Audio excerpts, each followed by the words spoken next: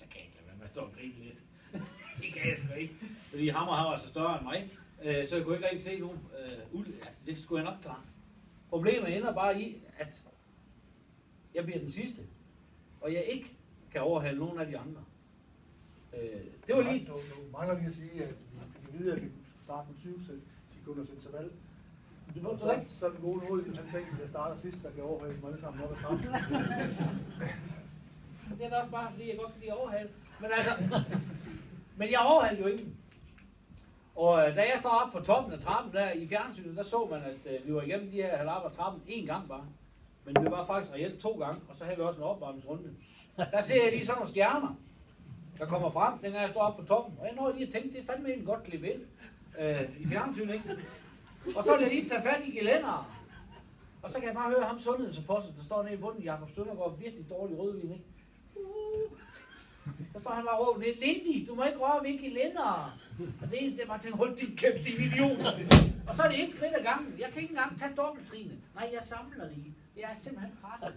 Men Jakob stod så heller ikke der alene. De andre var færdige. Jeg havde ikke overhalet nogen, som sagt. Og da jeg kommer til bunden, der er jeg presset. Og jeg hader at tabe max. Det går helt ondt, ikke?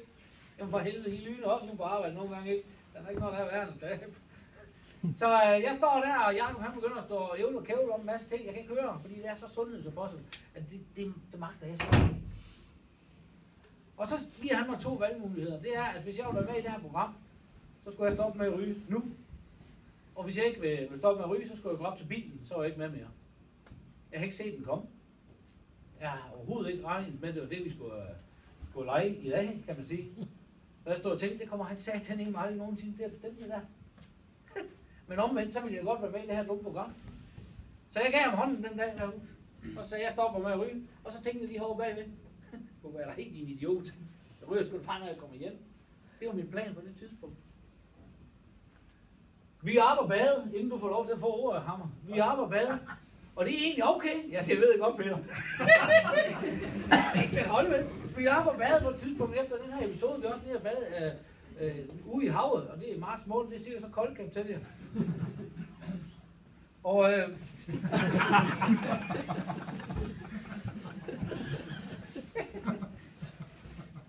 og der kommer de her sandheder frem.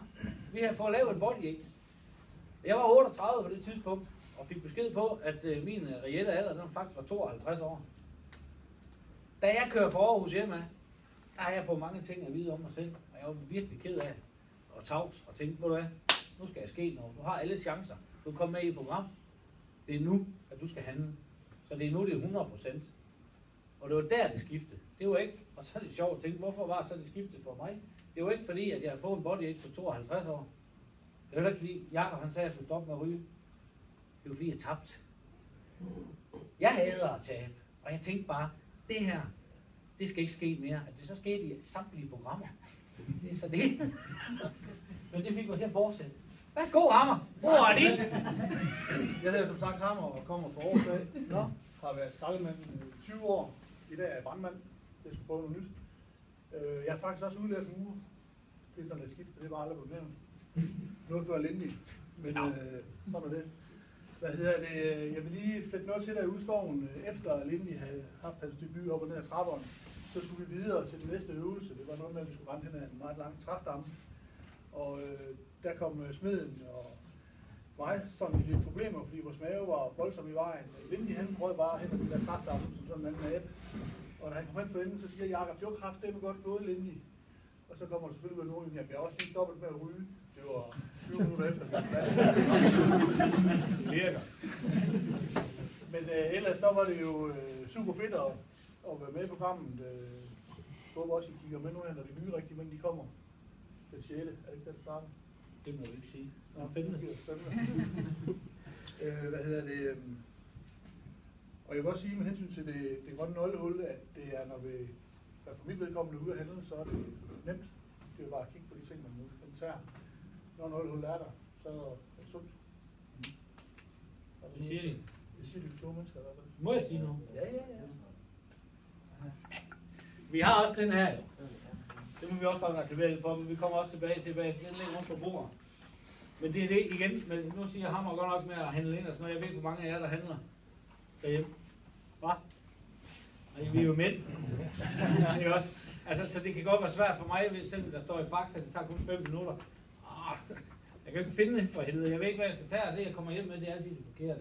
Sådan er det. Her har vi muligheden, i og med, at Den har nej, det har jeg ikke. Jeg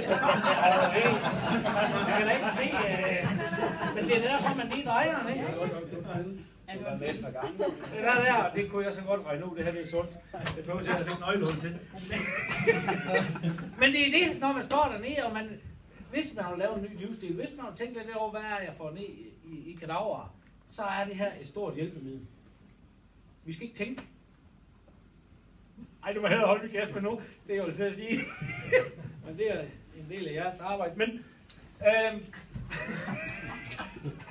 jeg elsker nødudgang. Men det virker det her. Det er en god ting at have som pejler. Har du mere der? Nej. Så tror jeg, vi skal overleve sekunden. Ja. Og hvis nogen har et spørgsmål til os, så render vi rundt mellem jer bagefter. Ja. Skal ikke bare klappe, når vi går bare.